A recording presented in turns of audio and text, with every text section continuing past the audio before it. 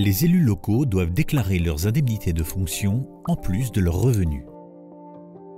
Les sommes sont déjà pré-remplies, mais l'AMF recommande de les contrôler compte tenu du changement du montant de l'abattement fiscal courant 2023. Quel est le calendrier? Les dates limites pour déclarer ses revenus sont, pour ceux qui utilisent la déclaration papier, jusqu'au mardi 21 mai 2024 à 23h59. Pour ceux qui déclarent en ligne, jusqu'au jeudi 23 mai 2024 à 23h59 pour les départements numéro 1 à 19 et nos résidents, jusqu'au jeudi 30 mai 2024 à 23h59 pour les départements numéro 20 à 54, jusqu'au jeudi 6 juin 2024 à 23h59 pour les départements numéro 55 à 976. Quelle est la première étape de ce contrôle? Tout d'abord, vous devez vérifier le montant pré-rempli dans les cases 1AJ ou 1BJ ou 1AP ou 1BP de la déclaration de revenus. À quoi sert ce contrôle si tout est déjà pré-rempli?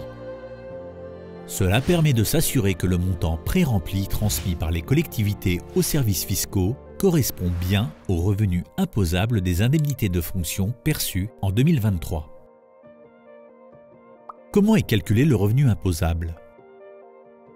La base imposable correspond au montant brut de l'indemnité de fonction, moins la fraction représentative de frais d'emploi dite FRFE. Attention, en cas d'indemnité multiple, cette FRFE doit être proratisée. Attention également, le montant de la FRFE est celui en vigueur au 31 décembre de l'année d'imposition, soit au 31 décembre 2023.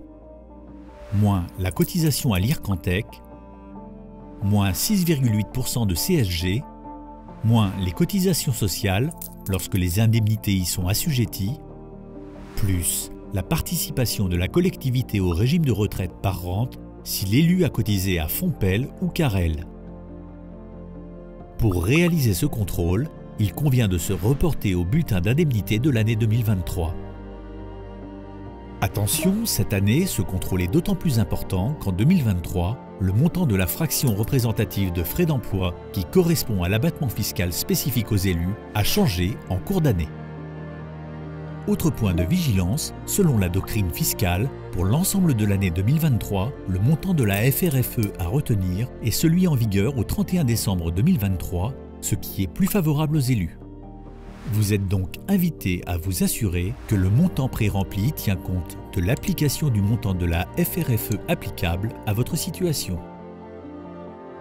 Est-ce normal si aucun montant imposable ne figure dans les cases 1AJ ou 1BJ ou 1AP ou 1BP?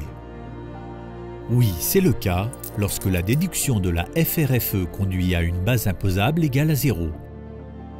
Cela signifie qu'il n'y a alors eu aucun prélèvement mensuel au titre de l'impôt sur le revenu en 2023. Dans ce cas, vous n'avez donc rien à faire. Que faire lorsque le montant pré-rempli est incorrect? Il faut se rapprocher immédiatement du service de paye et du service des impôts pour corriger la somme pré-remplie sur la déclaration de revenus 2023, sous peine de risque de redressement pour fraude fiscale dans certains cas. Les services de l'AMF ont mis à disposition de leurs adhérents une note complète en accès libre sur www.amf.asso.fr.